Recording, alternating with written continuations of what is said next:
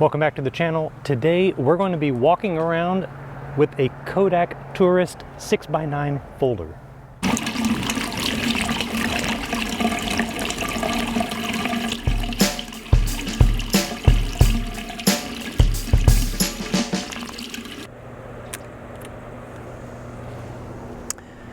Now the Tourist is one of Kodak's mid-century, mid-20th century folders.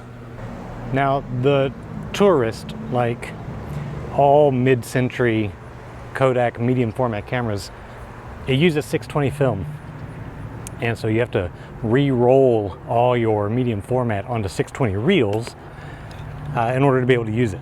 It's not the most convenient thing in the world, but it also allows you to shoot a 6x9 frame, and with the proper adapter kit, which we got when we had one of those KEH grab boxes, you can reformat that to 6x6, 645, or even 828 if you want to get that kind of film.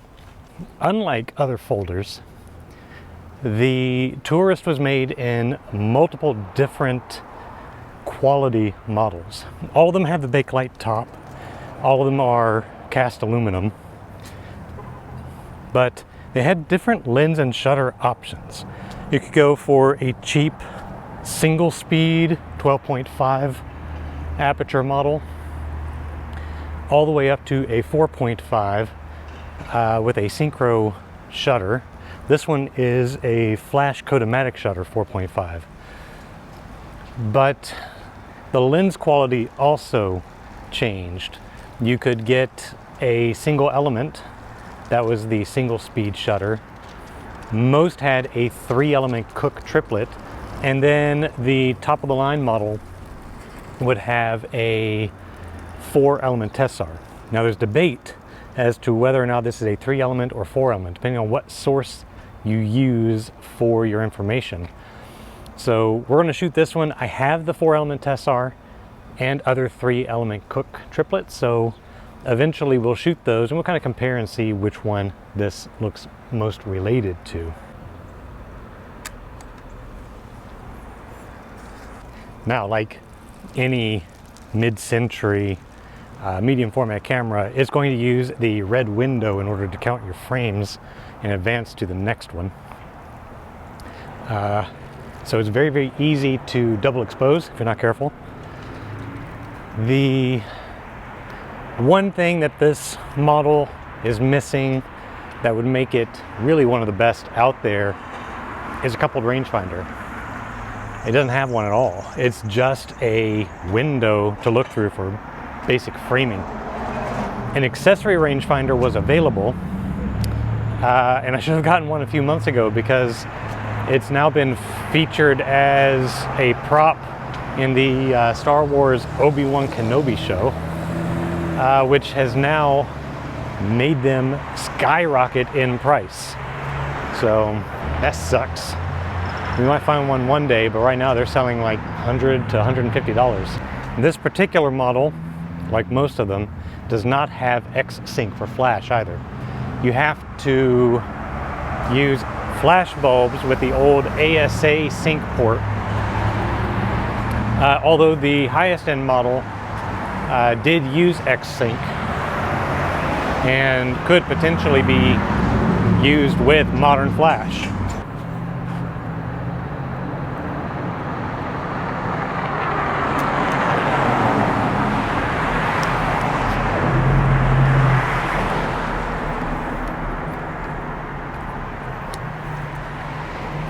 So I'm shooting Tmax 100 with this today. Bright sunny day, early October. So f/1600 of second, pretty good for the sunny portions of town. Shade, we're running around 5.6. I'm still using the 100th of its second shutter speed regardless, so that I can eliminate camera shake. I could open that up to 11 and use a 200th of a second, but I'm not sure how accurate that is. These shutters are relatively easy to work on, but they were riveted to the camera, so they're very hard to get off the camera in order to open them up and clean them out, get them running more smoothly. There is a special tool you could use to remove it from the front and get into the shutters, but those tools are long gone, and I'm working very hard on trying to find one or fabricate something, but I haven't gotten it yet. But it's not been a priority. Thousands of these cameras were made, so many that they are, I don't know, 100, 200 of them on eBay currently.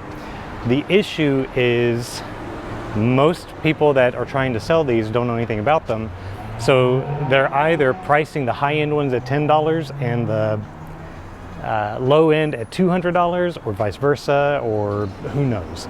I've gotten most of mine from flea markets, camera swaps, things like that. I don't think I paid more than $10 for a single one of them.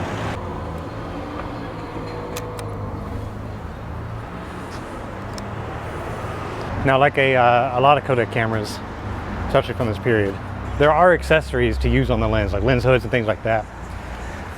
But they use Series 6. For those of you that have seen my series filter video, you see that there's a lot of those accessories around. Kodak loved using them. The problem is today, for me, is I don't have the correct diameter adapter to use my lens hood. So we're kind of fudging it a little bit with my hand, just kind of shading the lens a little, with varying degrees of success.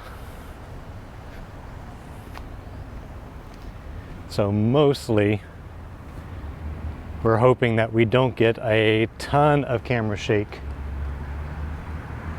from me hand holding this camera at 100th of a second. I'm trying very hard not to, but who knows, really. I got a couple shots left. We'll wander around just a little bit more, and then we'll head in the dark room and develop this film. I'm using just my standard PMK for processing. So when we look at these results, keep that in mind. Now, there was a Tourist 2 version. Nothing changed. They widened the bakelite top a little bit, but other than that, it is virtually the same camera. Same lens options, same accessories, all that sort of thing. Nothing changed at all. What is annoying is that you have to focus by turning this dial and just estimate your distance and hope depth of field takes care of everything. Back to f16 here.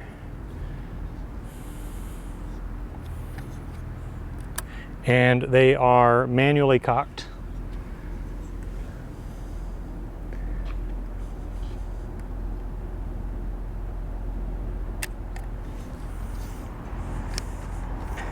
And don't forget to wind or you will double expose.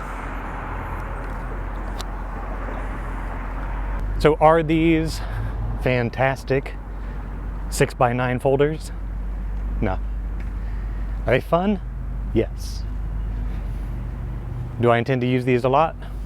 No. But I don't get these cameras to make my typical artwork. I get these because I like having fun with cameras. I think it's perfectly reasonable, if you just enjoy shooting, to grab one of these. See what you think about it. With the current market price, you can get the good ones for not a lot if you're a smart shopper. No reason to spend a ton of money on them. But you can have a pretty good folder. Yes, there's limitations. Yes, you have to re-roll your film to 620. But that's not the worst thing in the world. Maybe if you're lucky, you'll find that rangefinder. One day I might find that rangefinder. Be thrilled if I do.